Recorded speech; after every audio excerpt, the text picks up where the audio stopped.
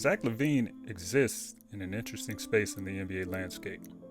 Despite being one of the most talented players playing today, he remains relatively unheralded in relation to his peers. A large part of this is due to his lack of on-court team success, as Lavine has yet to reach the postseason over his 7-year career.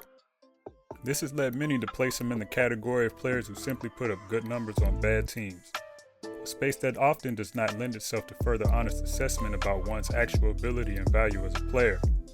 However, I think there is much more to Lavine than simply being a high-level stat accumulator.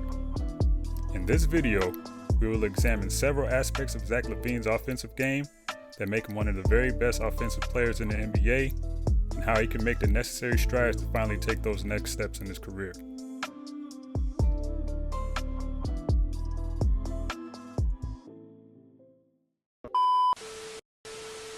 Alright, now before we get started, a couple things we got to clean up here. So, first of all, I started making this video like 2 or 3 days, maybe 3 or 4 days before they announced that Lavine injured his left hand. And I think that's important because in this video, I'm going to talk a lot about, I don't got my neck pillow on. But in this video, I'm going to talk about his ambidexterity as a player and like how good he is with his left hand. And so he's going to play on it. I don't think it should affect him too much. I don't know. But he uses his left hand a lot to do things. So if he starts struggling, maybe look to that left hand, see if there's something going on there. Might have to sit out. I doubt it, but it could happen. Number 2, more importantly, I know it's another Lavine video out there that just got released. I should have delayed the timing on what I was doing, but it happened. So we're just going to have to live with it. And it's a passing section on this video. A lot of similar concepts, a lot of similar ideas. You know, when you got a shooty hoops mind and you see other people seeing the shooty hoops the way you see the shooty hoops, these things happen. So that part's going to be a little similar, but I get a little more in depth with the other things. So, you know, it's going to be different still, but, you know, just look out for that. Other than that, I don't have anything to say. I wasn't planning on getting on this camera, so I'm about to get off of it. I got gum in my mouth. I probably shouldn't have it, but whatever. Enjoy the video.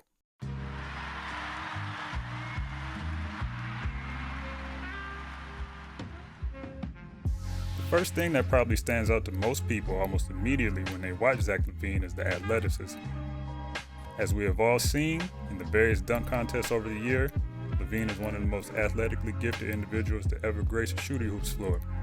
Now, while this explosive athleticism gives him a huge advantage on the court, unlike a great many super athletes we have seen in the NBA's past, it is not the foundation of his game. Instead, the 2 most noteworthy things about Zach Lavine's game that make him a truly gifted player are his ambidexterity on the floor, using both hands highly effectively as a ball handler and a finisher, and his great footwork working in tandem with the ambidexterity, the combination of which makes him a major offensive threat every time he has the ball in his hands. Zach Lavine is unequivocally one of the best scorers in the league, coming off of a 2020-21 season in which he averaged 27.4 points per game on nearly 20 attempts per night, with shooting splits of 50, 41, and 85. A large majority of his scoring occurred in on-ball situations, where he displayed a high level of craft possession after possession. Lavine is very effective at driving to the basket, averaging 12 drives per game in the 2020 season, scoring nearly 8.5 points per game on 53% shooting. The reason Lavine is so successful in driving situations is because he's very adaptable in live dribble situations. He rarely appears to move in a way that suggests that he is predetermining his movements, and this leads to unpredictable situations for the defenders guarding him. One of the things that stands out about Lavine is that he doesn't let the initial direction of his drive determine the finishes on those drives.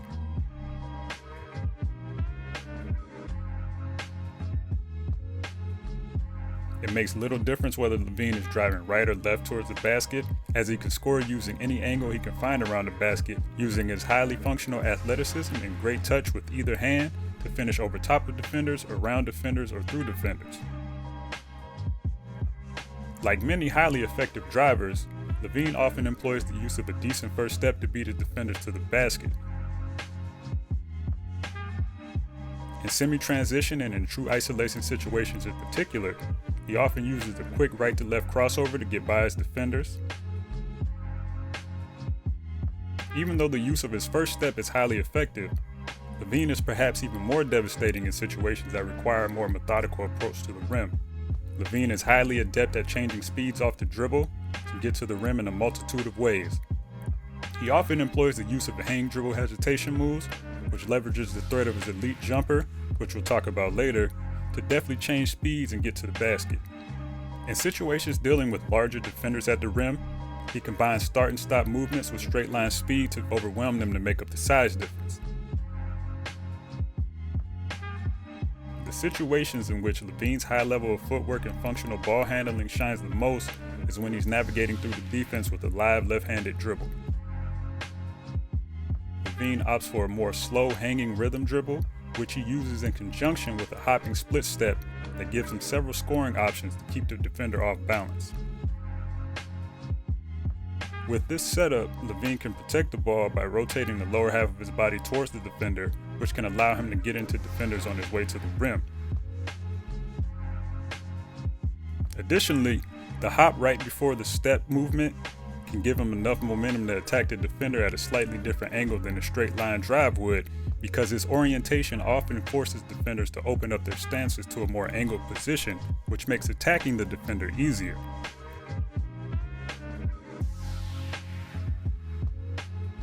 Finally, with the threat of those two options coming off the hop step, Lavine can use the threat of the drive from this setup to hit defenders with a quick step back jumper with great balance, generated in part because his body is already aligned to complete the move in a way that creates separation efficiently.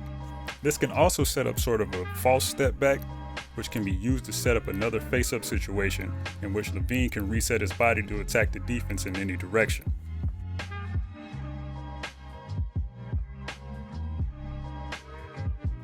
In addition to the footwork off the dribble, Lavine also uses a variety of footwork tricks on the gather, such as a variety of long steps to keep the defenders off balance before going into his finishes.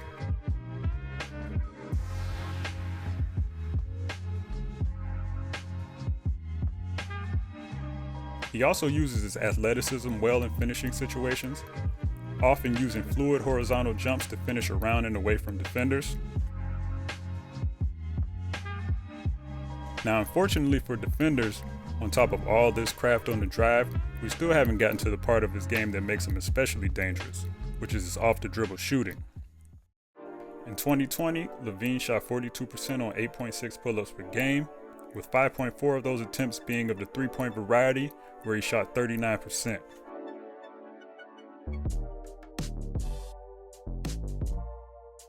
Starting with his pull-up activities in the mid-range, Lavine once again shows that he is competent in both left-hand and right-hand dribble pull-up situations, but he appears to be more comfortable in shooting situations going to his right.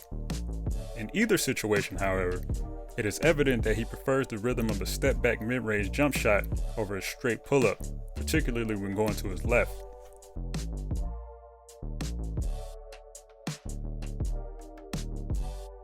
Lavine shot nearly 46% in the mid-range area on nearly 3 attempts per game, with 71.4% of those attempts being unassisted.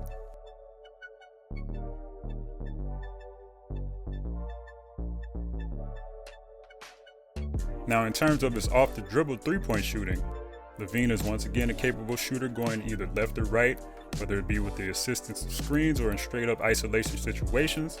Lavine uses his off-the-dribble skills to create space to get shots off consistently. He can also rely on his athleticism more consistently in these shooting situations, simply rising over defenders who try to contest. Lavine uses off-the-dribble skills to great effect in his All-Star season, becoming one of the best off-the-dribble scorers in the league. In isolation situations, he ranked in the 92nd percentile, scoring 1.14 points per possession on 2.4 possessions per game. And in pick-and-roll ball handler situations, he ranked in the 82nd percentile, scoring 1 point per possession on a staggering 10.8 possessions per game.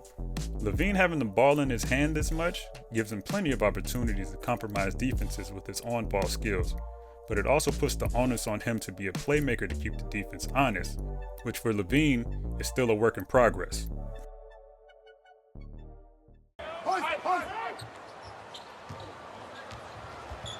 Lavine, right idea, trying to set up Daniel Gafford.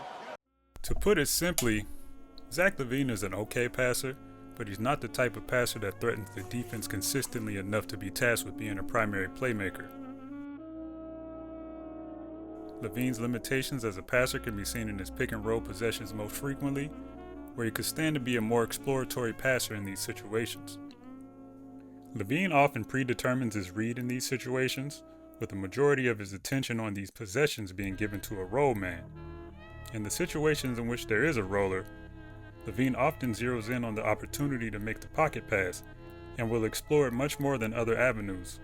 He can be seen passing the rollers early in the development of the action instead of waiting for the action to actually cause a reaction in the defense. He can be seen trying to exhaust the angle until the last possible second, throwing late passes into traffic. Situations in which Lavine reads the help defender and passes to teammates along the opposite side of the floor don't happen as often as they probably should, particularly in slower developing pick and roll situations.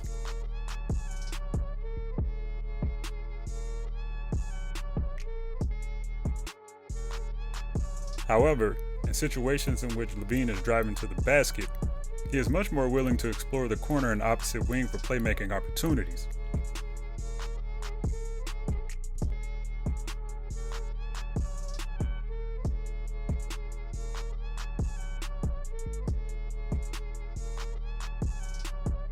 In addition to his more exploratory passing and driving situations, Lavine is a capable passer in motion, particularly in quick read and dump off type of situations where he is using his own movement to compromise the defense.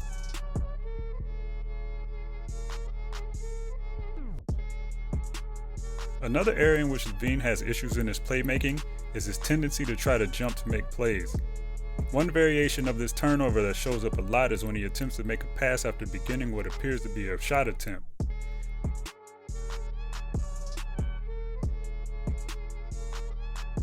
He also jumps to pass in other situations where it is unnecessary. All in all, Lavine is okay as a passer, but is likely not ideal as a primary playmaking option. He appears to have the tools to be a good passer, but whether it be an issue of trusting his teammates after being on so many poor shooting rosters over the years, or simply a lack of consistent reading of game situations, Lavine does not get as much out of his playmaking as he could. Now, Lavine doesn't necessarily have to evolve into this high-level playmaker to be in a winning situation, but him taking strides as a passer will be very helpful in both his and his teammates' success.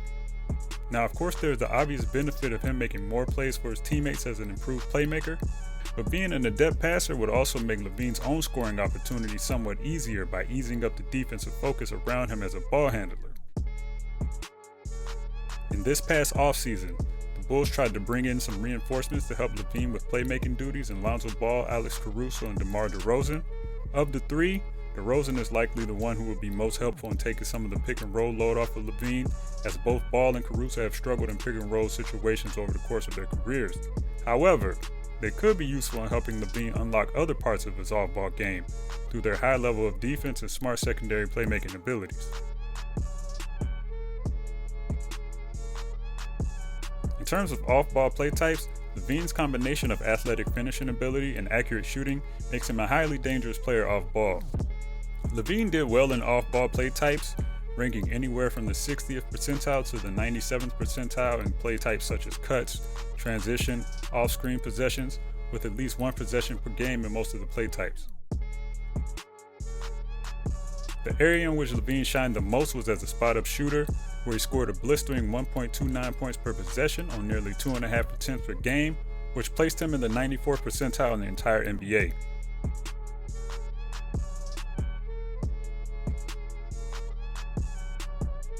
Lavine has skills as an off-ball weapon, using his athleticism in cutting situations to get to the basket. We often saw this in this little pet set with Satoransky and Lavine, with he and Lavine reading each other in early offense for easy buckets at the rim. With the presence of more ball handlers, who are not only able to bring the ball up the floor and initiate offense to perhaps generate more of these spot-up and early offense opportunities, but are also capable defenders who can help jumpstart transition opportunities by forcing turnovers, Lavine has pieces that can complement him well on both sides of the ball.